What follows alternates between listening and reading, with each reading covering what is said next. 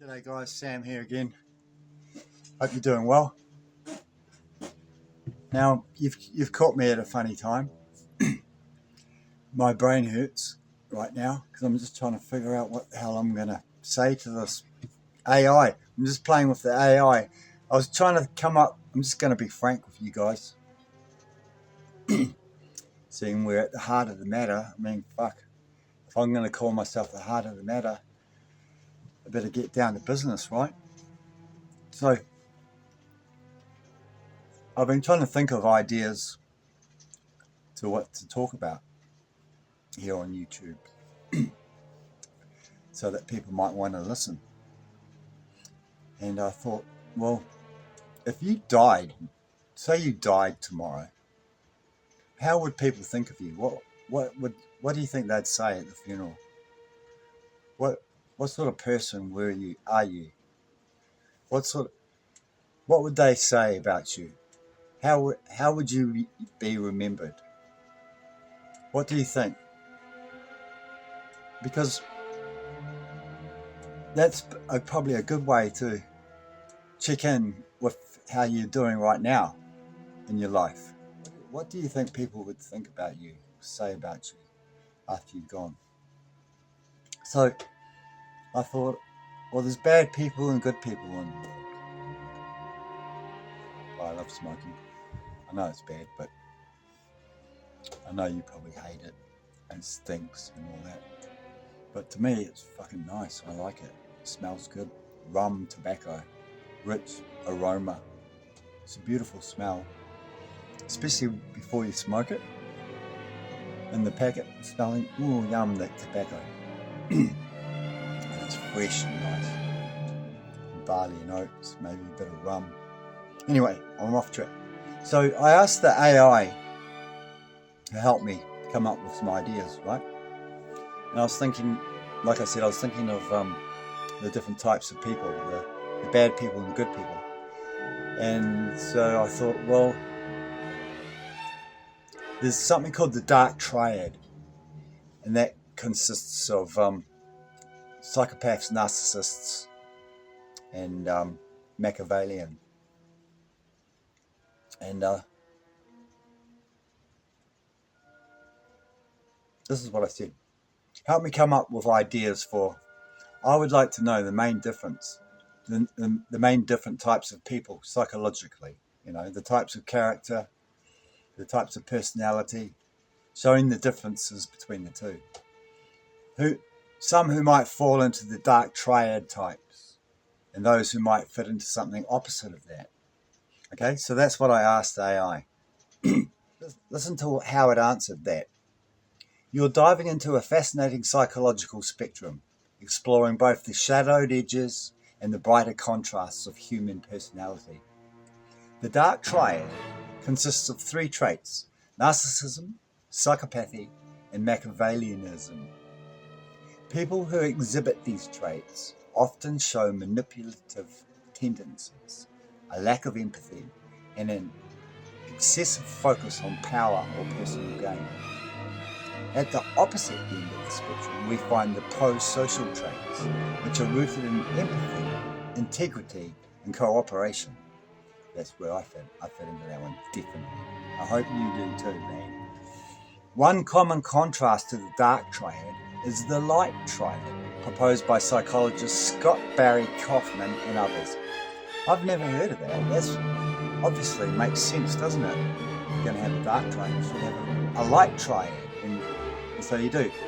The Light Triad consists of Kantianism, treating others as ends in themselves rather than means to an end.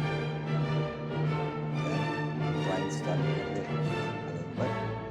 Humanism, valuing the dignity and worth of each individual. Well, I can get on board that one, right? That's easy. And 3, faith in humanity, believing that people are fundamentally good.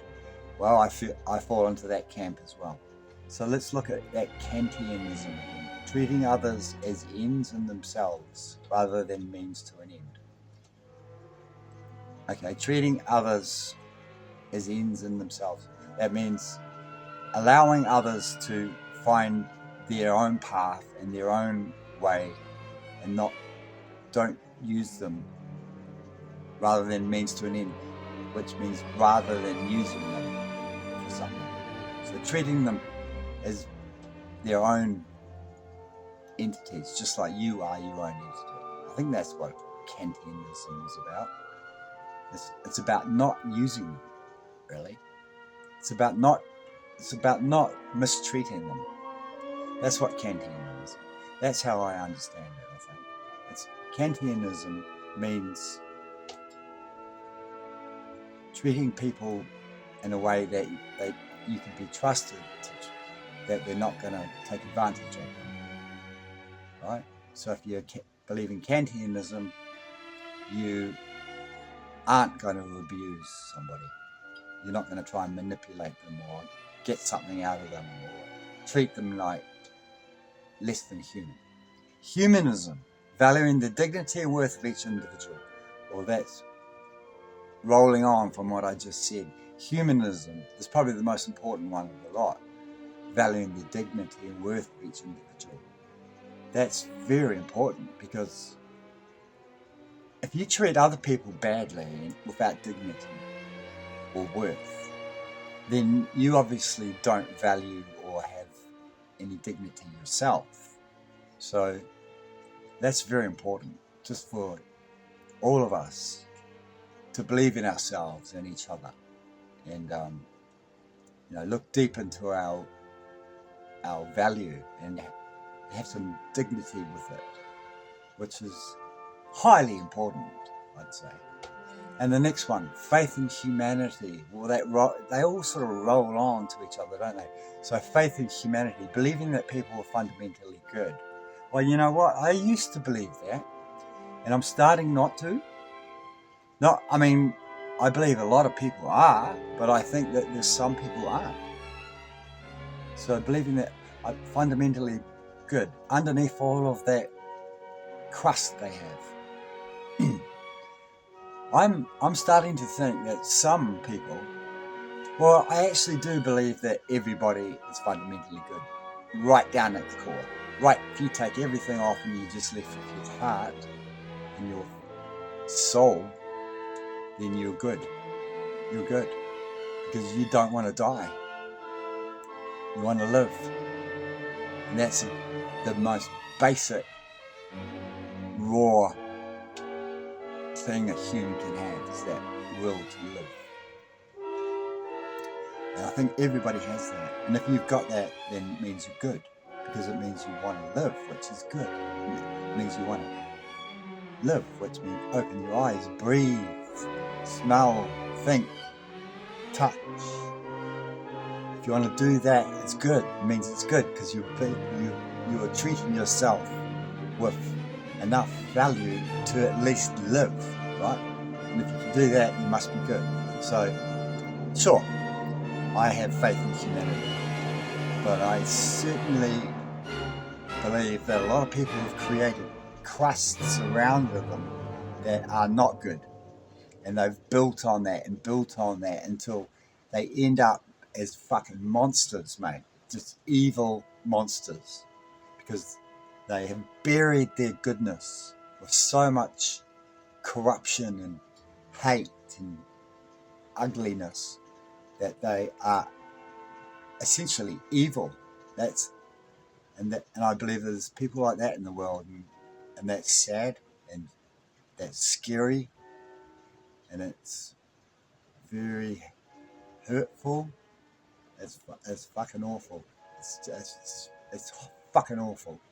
But at the other end, there are some saints, some beautiful souls, and there's probably many beautiful souls, full of faith in humanity, full of humanism, full of Kantianism, with so much faith in humanity. It melts your heart. Just loving souls, beautiful souls who want to help and nurture and live and love and just grow. And I'm sure there's many people like that. But most of us most of us fall in between those two, right? And hopefully some on the good side. Beyond these two triads, psychologists categorize personalities in various ways, like the big 5 personality traits: openness, conscientiousness, extroversion, agreeableness, and neuroticism. Or more archetypal classifications such as the Myers-Briggs types or the Jungian personality archetypes. Given your creative and philosophical bent, you might enjoy developing your own framework, perhaps contrasting the movement of still, which is something that I think please. I don't know how it's remembered this. That was months ago. I wrote this paper, this idea I had about, and I called it the movement of still. It's the subtle interplay of energy before action. So it's like the moment captured, in between time kind of thing. Anyway, it's deep and very hard to understand. It hurts your brain. It doesn't even make any sense. It's pretty crazy. Anyway, I don't know how it's remembered with it.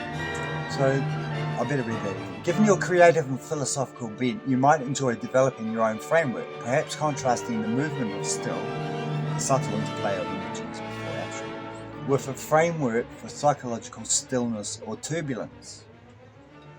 How would you define the boundaries between manipulation and genuine leadership? Now there's a question. Between cold calculation and authentic wisdom. Shall we craft a narrative or visual representation of these ideas? Perhaps a symbol to encapsulate these contrasting forces. So that's what it's answered. And my brain is hurting. Now before we go on, I'm going to have to think about this. So I'm going to turn you off for a moment. I'll come back after I've thought about it and have something to say. Zoomies?